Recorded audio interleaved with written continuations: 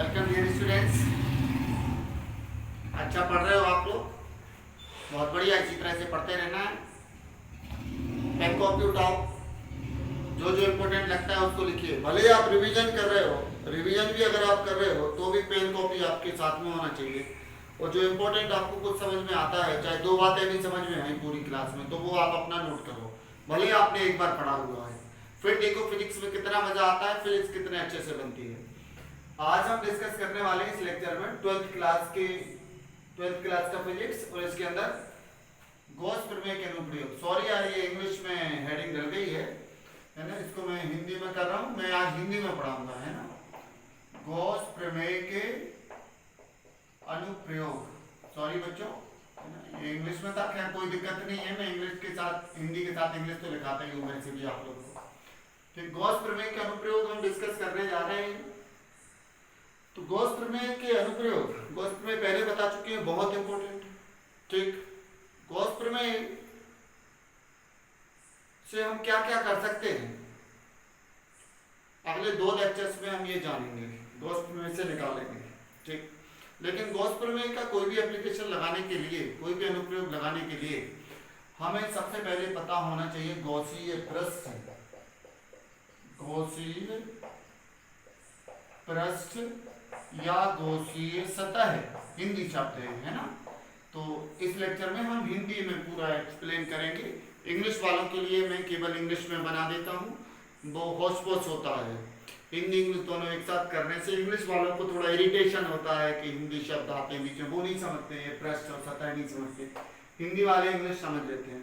ठीक, Gaussian surface क्या होता है, गॉसीय पृष्ठ क्या होता है?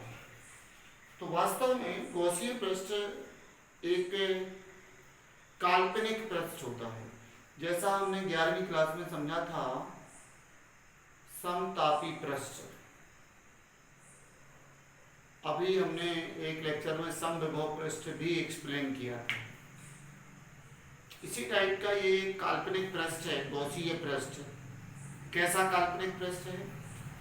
इसकी दो बातें हैं। जैसे कोई आवेश है, आवेश वितरण। ठीक, मान लीजिए कोई बिंदु आवेश है। कैसा है? बिंदु आवेश है। तो इसका गॉसीय सतह बनेगा कैसा? गॉसीय सतह कैसा बनेगा? जैसे ये बिंदु आवेश है। ठीक, तो सबसे पहले ये जान लो गॉसीय सतह को होना कैसा चाहिए। क्या है ये चीज? कौन सी बला का नाम है गॉसीय सतह? कोई बला नहीं है, बड़ा मजा आएगा समझने। ठीक, ध्यान से समझिए। गॉसीय पृष्ठ एक ऐसा काल्पनिक पृष्ठ होता है। कैसा काल्पनिक पृष्ठ?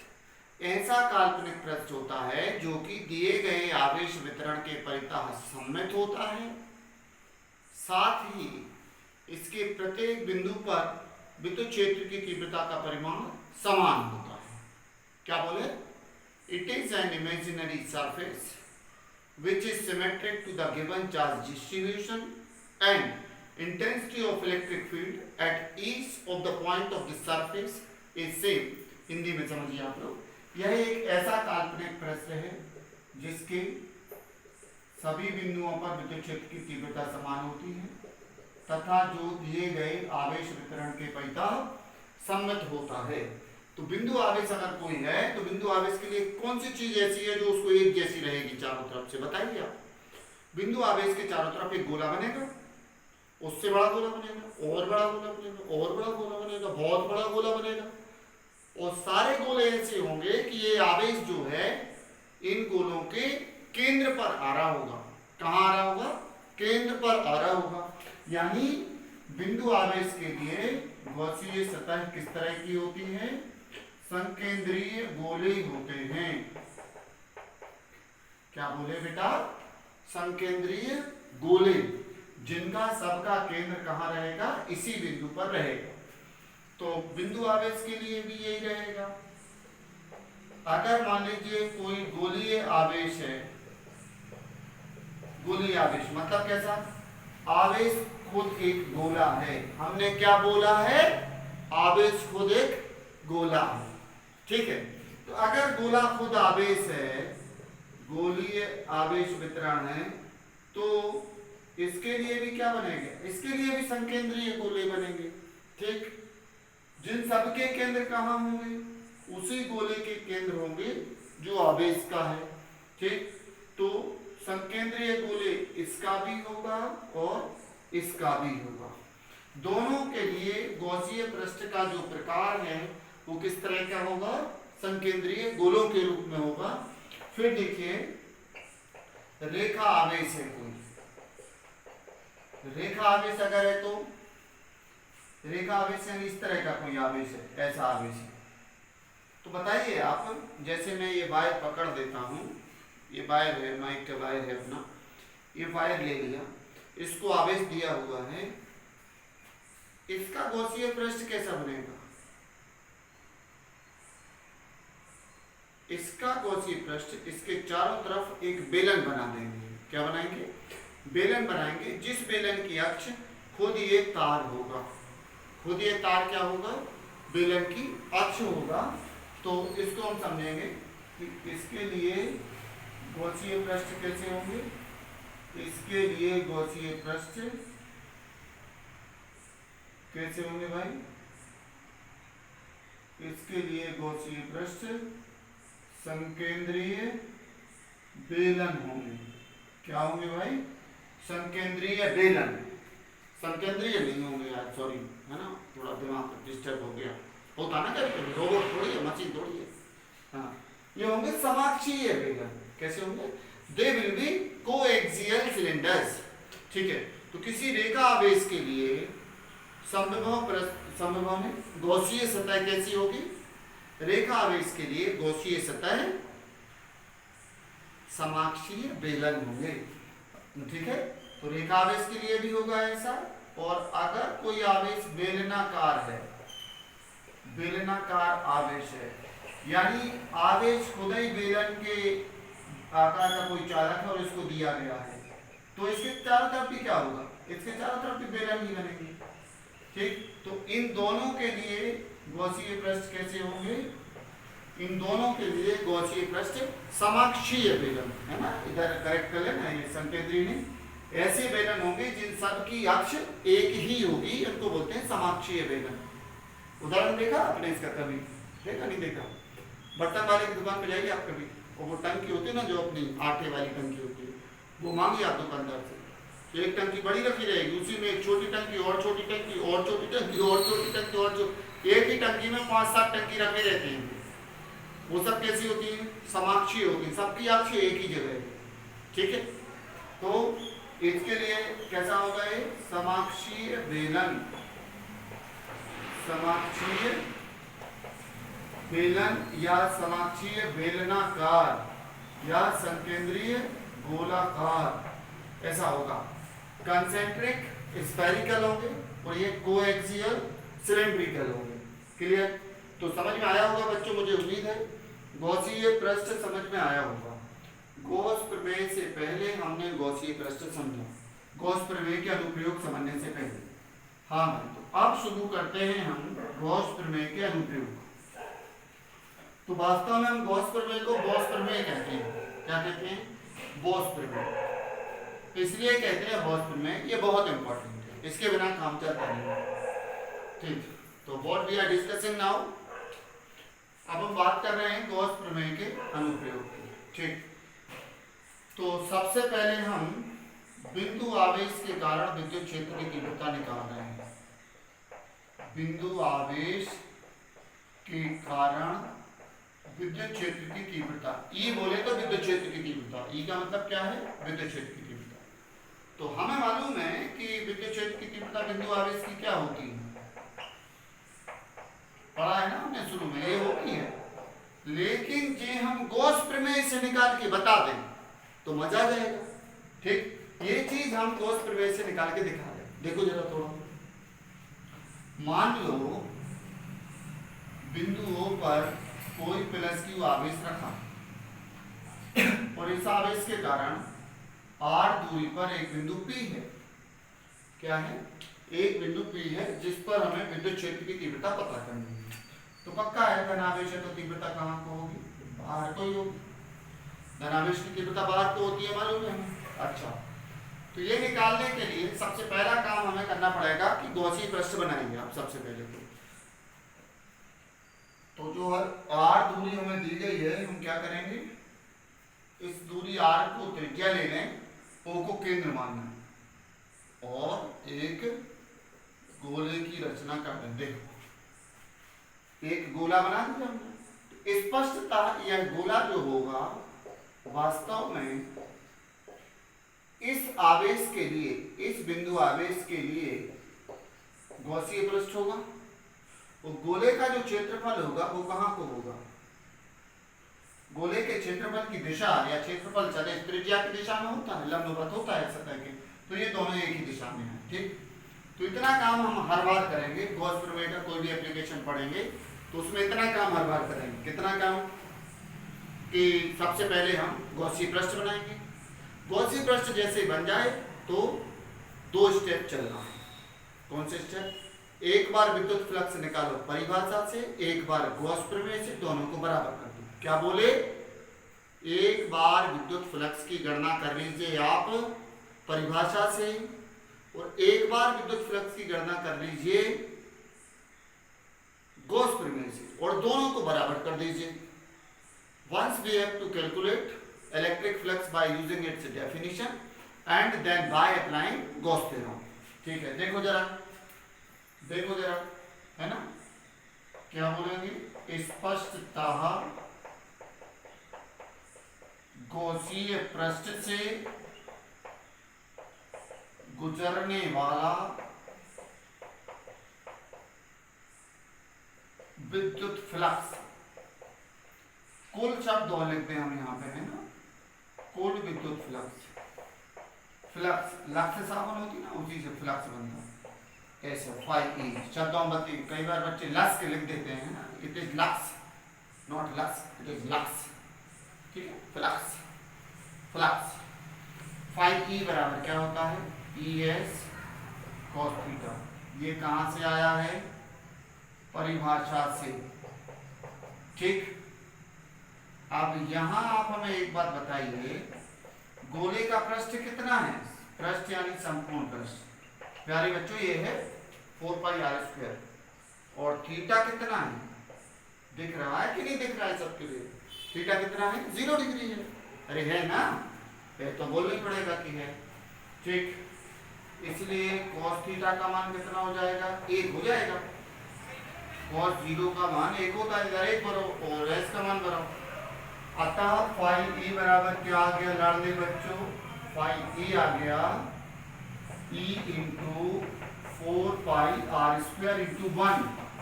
ये समीकरण नंबर 1। अभी हमने क्या बोला था, याददाश्त अच्छी है ना, थोड़ी देर पहले हमने बोला था कि जब भी गॉस प्रमेय से कोई भी क्वेश्चन कर रहे हो एप्लीकेशन से, तो एक बार विद्युत फ्लक्स निकाल दो परिभाषा से और एक बार निकाल दो गॉस प्रमेय से। तो आप कैसे निकालना है, गॉस प्रमेय से, परिभाषा से निकल गया। अब परंतु हमने कहा गॉस प्रमेय से, यही चीज गॉस प्रमेय से क्या आएगी, Q enclosed upon epsilon not. इधर हमने माना है कि वायु यार निर्वात है, वायु यार निर्वात माना हुआ है हमने, इसलिए एप्सिलॉन नॉट आया। तो इसके अंदर कितना आवेश आ रहा है, एनक्लोज मतलब इसके अंदर आने वाला है, तो पूरा क्यों आ रहा कि नहीं आ रहा, बताओ बताओ बताओ। अरे ये पूरा इस डिब्बे के अंदर है, इस गोले के अंदर है कि नहीं है ना, है तो समझो। ठीक, तो देखो अब जरा समीकरण 1 व 2 से क्या हुआ, 1 व 2 से E इंटू 4πr² बराबर क्या आया, Q अपॉन एप्सिलॉन नॉट। इसलिए E बराबर क्या आ गया, Q अपॉन 4πε0r²। ये पूरा नीचे आ गया, इसके थोड़ा हमने उसको सटा के लिए सके साथ एडजस्ट करके लिख दिया। E बराबर क्या आ गया, 1 अपॉन 4πε0 Q/r²। आ गया कि नहीं आ गया, बोलो यही, अरे इति सिद्धम लिखे दे रहे हैं हम, इति सिद्धम, या यही बिंदु आवेश के कारण विद्युत क्षेत्र की तीव्रता है। यही होती है ना बिंदु आवेश के कारण विद्युत क्षेत्र की तीव्रता, हमने बता दी कहां से बता दी, ये तीव्रता हमने निकाल के बता दी गॉस प्रमेय की सहायता से, गॉस प्रमेय की सहायता से। ठीक है, समझ में आ गया। नोट कर लो भाई इसको, जिनने नहीं लिखा है लिख लें, स्क्रीनशॉट ले लें, वीडियो को रोक के पॉज करके, ठीक है, हो गया। चलिए दूसरा एप्लीकेशन हम बात कर रहे हैं कूलाम के नियम का निगमन। क्या बोले बेटा? कूलाम के नियम का निगमन, यानी कूलाम का नियम निकाल के बताएंगे अब हम कैसे, गॉस प्रमेय की सहायता से। कूलाम का नियम क्या कहता है? दो आवेशों के बीच में लगने वाले बल को बताता है, ठीक है। मान लो एक आवेश Q है और दूसरा आवेश Q0 है, यहाँ पे Q0 है दूसरा आवेश, ठीक। तो कूलाम का नियम क्या बताएगा कि इन दोनों के बीच में जो बल लगेगा, पहला आवेश गुणा दूसरा आवेश, अरे होता है वो कैसा, Q1 Q2, और 1 की जगह हम Q लिख रहे हैं, Q2 की जगह क्या लिख रहे हैं, Q0, तो Q1 Q2 बटे R स्क्वायर। तो कूलाम का नियम होता है 1/4πε0 पहला आवेश गुणा दूसरा आवेश बटे दूरी का वर्ग, ठीक है, आया समझ में?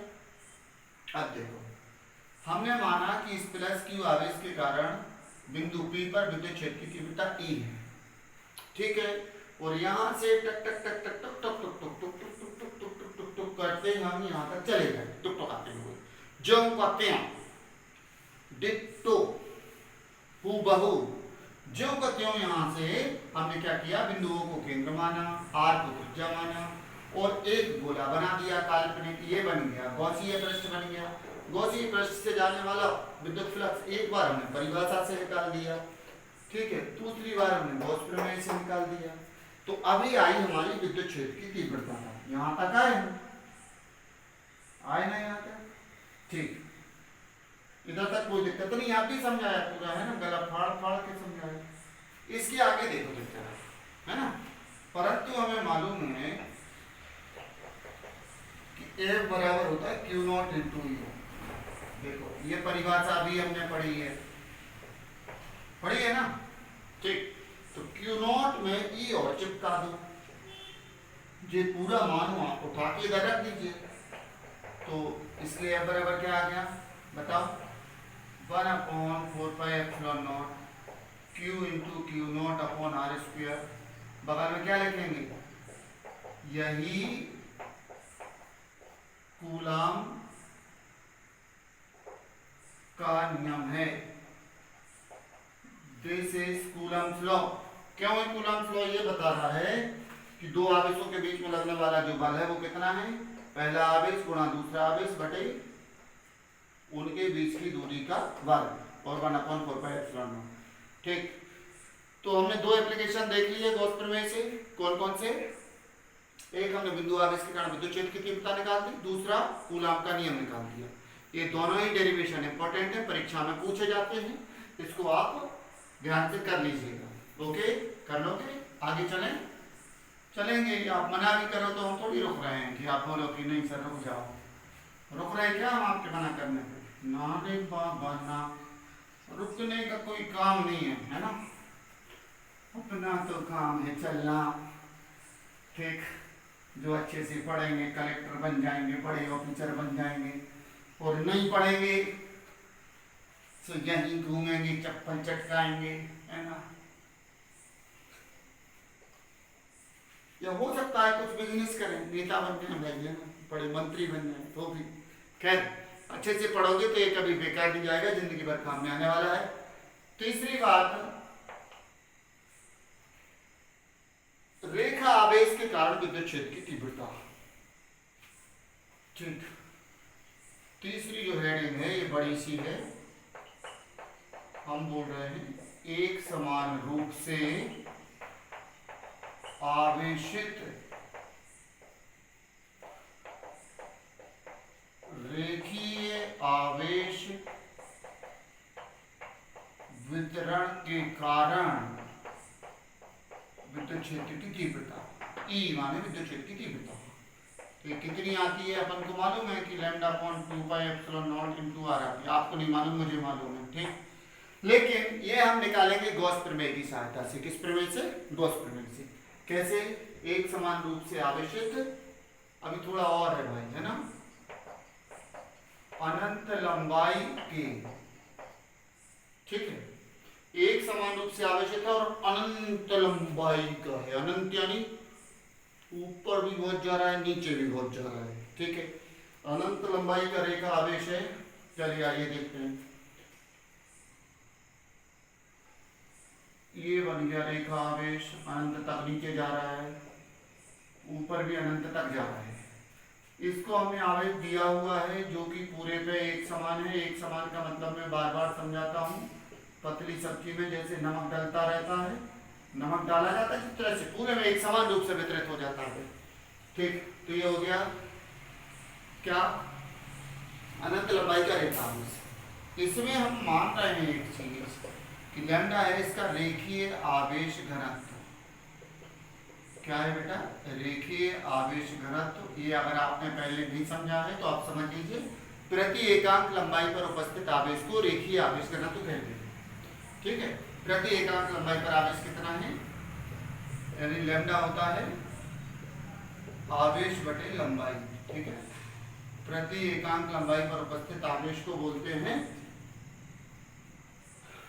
क्या, रेखीय आवेश घनत्व। ओके, इतना समझ लो। तो इसका रेखीय आवेश घनत्व हमने लैम्डा माना हुआ है। हमसे किसी ने कह दिया है कि इस पॉइंट P पर विद्युत क्षेत्र की तीव्रता बता दो आप, जो इधर से r दूरी पर है। हमने कहा ठीक है भाई, बताते हैं। ये तो हमें मालूम है कि बिंदु पर धन आवेश की कण बाहर की तरफ जाती है, तो ये तीव्रता कहाँ को जाएगी, बाहर को। कहाँ को, सर बाहर की तरफ, अंदर नहीं आएगी। ऋण आवेश होता तो अंदर आती, धन है तो ऐसी जाएगी। कहाँ जाएगी, कहाँ जाएगी, बाहर की तरफ जाएगी, ठीक। अब हम क्या करेंगे, r दूरी पर जो बिंदु P है, इस r को त्रिज्या मानेंगे। r को त्रिज्या मानकर और कोई एक हम काल्पनिक लंबाई L के बेलन की रचना कर देंगे। अब कोई कहेगा सर ये बेलन ही क्यों बना रहे, गोला क्यों नहीं बना रहे। अरे दादा अभी समझाया थोड़ी देर पहले कि जब रेखा आवेश रहेगा तो इसका गौसीय पृष्ठ बेलनाकार होगा, ठीक। तो ये बन गया गौसीय पृष्ठ। क्या हो गया भाई, दिस इज बच्चों व्हाट इट इज, गौसीय पृष्ठ। ये बन गया। अब बेलन में वो पानी की टंकी जिसकी हम बात करते हैं, आप कल्पना करो, सोचो मन में, है ना। एक टंकी रखी, आटे की टंकी। अब तीव्रता ऐसी ऐसी जा रही है, कैसे, ये देखा आपने हमारा ऐसा है ना, तो इसकी तीव्रता इधर जा रही, सुर सुर आपकी तरफ आ रही, बच के रहना। इधर भी जा रही, मेरी तरफ भी आ रही, इधर इधर इधर सब जगह जा रही, लेकिन ऐसी नहीं जा रही ना ऐसी जा रही है। तो जो वो हमारी आटे की टंकी है ना, समझो आप, तो टंकी जो ऐसी घेर घेर बनी है, इसको वक्र पृष्ठ बोलते हैं। इसमें से तो घुसेगी ये विद्युत क्षेत्र की तीव्रता सब तरफ से, लेकिन ऊपर वाला जो पृष्ठ है, समतल पृष्ठ है, जो वृत्तीय पृष्ठ है, उसमें से नहीं घुसेगी। क्यों, तीव्रता तो इधर को है, उस पृष्ठ की दिशा ऊपर को है, ठीक है। और ऐसे नीचे वाले में से भी नहीं घुसेगी। तो ऐसी फिजिक्स समझ में आनी चाहिए। वो तो अभी हम सूत्र से बताएंगे कि कोण 90 डिग्री भरेंगे तो कट से बन जाएगा आपसे, ना वैसी नहीं।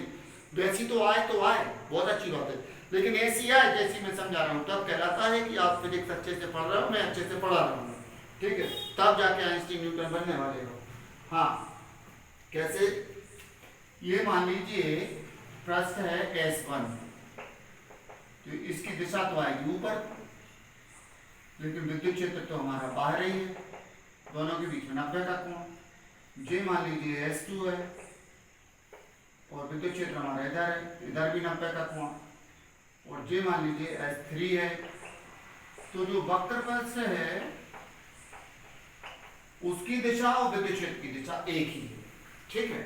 अब हम क्या करने वाले हैं, गौसीय पृष्ठ जैसे ही बन जाए तो हम क्या करते हैं, क्या करते हैं, एक बार विद्युत फ्लक्स निकाल देते हैं गॉस प्रमेय लगाकर, और एक बार निकाल देते हैं परिभाषा लगाकर, दोनों को बराबर कर देते हैं, हमारा काम खत्म हो जाता है। क्या करना है, परिभाषा से विद्युत फ्लक्स निकालिए और फिर गॉस प्रमेय से निकालिए। आ जाओ। हाँ, स्पष्टतः क्या बोले हम, गौसीय पृष्ठ से गुजरने वाला कुल विद्युत फ्लक्स, जो फाई ई रहेगा इलेक्ट्रिक फ्लक्स, इसको लिखना है phi 1 plus phi 2 plus phi 3, ठीक है। अब फाई का सूत्र है बच्चों ई एस कॉस थीटा, ठीक है। तो यहाँ पे हमने माना ये हो जाएगा क्या, E S one cos 90 degree, ये E S two cos 90 degree और ये E S three cos 0 degree. कोई को तकलीफ नहीं है ना, इसमें प्रॉब्लम है क्या बताइए। इधर कोण 90 अंश दिख रहा है, ये S1 है, नीचे कोण 90 अंश दिख रहा है आपको, और इधर पे कोण 0 दिख रहा है। हम तो आपको बिना कोण के समझा चुके पहले। अब cos 90 का मान 0, तो ये 0, ये 0, इसका मान 1, तो ढिशुम ढिशुम ये क्या बन गया, 0 + 0 क्या बना बताओ, E × S3। कोई प्रॉब्लम नहीं है। परंतु राजा बेटा, परंतु क्या बोले हम, ऊपर लिखें, ऊपर लिखें, अच्छा इधर आओ। परंतु जो S3 है, ये है S3 बेलन का वक्र प्रस्थ, इसकी हम लंबाई L कंसीडर कर रहे हैं कि ये L लंबाई का बनाना है, कोई भी काल्पनिक लंबाई ले सकते थे। तो S3 क्या होगा, 2πr(h), ये पढ़ा आपने 10th क्लास में, लेकिन h को हमने L कह दिया, तो 10th से जब 12th में आए तो इतनी तो अकल बढ़ ही जाती है कि ऊंचाई को h की जगह हम L भी लिख सकते हैं। अरे मजाक कर रहा हूँ, समझ में आया कि नहीं है। तो इधर आ गया क्या, अतः फाई ई बराबर क्या आया बताओगे, E × 2πr(L), समीकरण नंबर 1। आधा काम हुआ। क्या काम हुआ कि हमने विद्युत फ्लक्स निकाल दिया है परिभाषा से, अब हमें निकालना है गॉस प्रमेय से, ठीक है। तो आप धीरे धीरे सीख जाओगे, आप लोग में ना बच्चे बड़े हो जाएंगे। परंतु गॉस प्रमेय से, गॉस प्रमेय से क्या आएगा, Q(m)/ε0, ठीक। इसके अंदर कितना आवेश आ रहा है, तो देखिए आवेश बराबर क्या होता है, लैम्डा × लंबाई, त्रिकोण गुणा कर दो, ठीक। तो इसके अंदर कितना आ रहा है, L आ रहा है एकांक लंबाई पे, 5 लंबाई होती तो 5 लैम्डा आ रहा है एकांक लंबाई पे, 5 लंबाई पे 5 लैम्डा, 2 लंबाई पे 2 लैम्डा, 10 लंबाई पे 10 लंबाई पे 10 लैम्डा, 100 लंबाई पे 100 लैम्डा, जितनी लंबाई उतने लैम्डा, लंबाई L तो कितने लैम्डा, L लैम्डा, ठीक है। ये आ गया L लैम्डा अपॉन ε0, ये क्या आ गया बेटा, समीकरण नंबर 2, क्लियर। तो आप समीकरण 1 और 2, तो आप क्या करो, एक बार फ्लक्स हमने परिभाषा से निकाल दिया जे आया, एक बार गॉस प्रमेय से निकाल दिया जे आया, अब बराबर कर दो, काम खत्म हो गया, ठीक है। काम खत्म कर दो, समीकरण 1 व 2 से क्या होने वाला है, E × 2πrL बराबर लैम्डा L अपॉन ε0।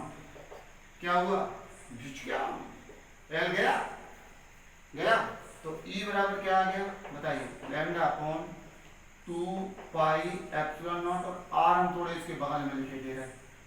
देखो जरा शुरू में हमने क्या बताया था, यही बताया था, यही बताया था।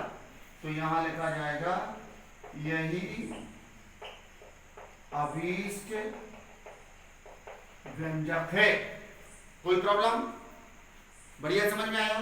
चलिए वीडियो को पॉज करके स्क्रीनशॉट ले लो, ठीक है। जो लोग रिवीजन कर रहे हैं वीडियो को बंद करके वो कॉपी पे एक बार लिख के देख लें, वो जब लिख के आ जाए तो कॉपी भी बंद करके, वीडियो भी बंद करके, सब बंद करके मन में सोच के देख लें, सोचने में आ जाए पक्का हो गया, ठीक है। वो जब कभी भूलो तो अपने दिमाग को बुलाओ, पकड़ो, 3-4 झांपड़े लगा दो दिमाग में, साले तुम भूल जाते हो, है ना। दिमाग को क्या करो, भला बुरा बक दो कि हाँ तुम ऐसे कैसे हमारे दिमाग को, है ना, कैसे भूल जाते हो, भूलना नहीं चाहिए, दिमाग को अपना नौका बना के रखो, ठीक। चलिए तो ये आ गया इतना, ये हो गया सिद्ध। अब इसमें मैं 2 मिनट हो ले रहा हूँ, बस 2 मिनट, ओनली 2 मिनट। काय के लिए, इसमें मैं आपको एक ग्राफ बताने वाला हूँ, है ना। E व R के मध्य ग्राफ, कौन का E कौन का R, ठीक। तो जाहिर सी बात है अनंत लंबाई का जो एक समान रूप से आवेशित हमारा चालक है, इसके कारण जो दूरी r है इसकी अक्ष से या चालक से जो दूरी r है वो, उसके कारण जो तीव्रता आ रही है इसके बीच में ग्राफ, ठीक। तो इसका ग्राफ कैसा आता है भाई, E को ले यहाँ, R को ले यहाँ, E इक्वल्स देखो हमने क्या पढ़ा, ये पढ़ा। अब बोर्ड पे देखो आर अगर 0 रखोगे तो ई कितना आएगा, अनंत आएगा। एक बात। दूसरी बात, अगर आर अनंत रखोगे तो ई कितना आएगा, 0 आएगा। देखो सूत्र में आर अगर 0 भरते हो तो ई विल बी इंफिनिटी, और आर अगर अनंत रखते हो तो ई विल बी 0। ठीक, तो ये ग्राफ कुल मिला के लाओगे बच्चों, इधर से शुरू होगा यूं, ऐसे। कैसे? ये इसको टच नहीं करेगा, तभी इधर समांतर रहेगा, क्योंकि अनंत पे हम नहीं पहुंच पाएंगे, और इधर भी क्या रहेगा, ये समांतर रहेगा। मतलब ये बताएगा कि ई, और जैसे जैसे क्या हो रहा है, दूरी बढ़ रही है तो तीव्रता कम हो रही है, व्युत्क्रमानुपाती होती है। ठीक है, तो इस ग्राफ को और बना लो। और बच्चों समझ में आ रहा है तो जरूर आप अपने उन रिश्तेदारों तक, उन दोस्तों तक इस वीडियो को जरूर पहुंचा दीजिए जिनको अच्छे टीचर नहीं मिल पाते हैं पढ़ाने में। ठीक है, जहाँ पे सुविधाएं नहीं, उधर पे आंसर फ्री में पहुंचाएंगे। आई प्रॉमिस यू, यूट्यूब पे मैं पूरा सिलेबस डालने जा रहा हूँ। ठीक, पूरा सिलेबस, कि जो हमारे पास के बच्चे हैं वो तो हम तक आ जाते हैं, लेकिन उन बच्चों का क्या दोष जो हमें जानते ही नहीं है। ठीक है, अगर हम उन तक भी पहुंच जाएं तो हमारी बड़ी खुशनसीबी होगी, हमारी ये मेहनत सफल हो जाएगी। अगर आप अपने 4 लोगों को 6 लोगों को और बता देते हो कि सर खूब अच्छा पढ़ा रहे हैं कि नहीं पढ़ा रहे हैं, पढ़ा रहे हैं। चैनल को सब्सक्राइब करके बेल आइकन जरूर दबाओ, ये हमें हर बार बोलना पड़ता है, इसलिए बोलते हैं कि जो लोग नए देख रहे हैं उनको नहीं मालूम होता है कि क्या करना पड़ता है। ओके बच्चों, तो उम्मीद है आप लोग आज के इस लेक्चर को बहुत एंजॉय करोगे, मज़ा आएगा। ठीक है, मिलते हैं अगली क्लास में। Thank you, bye bye.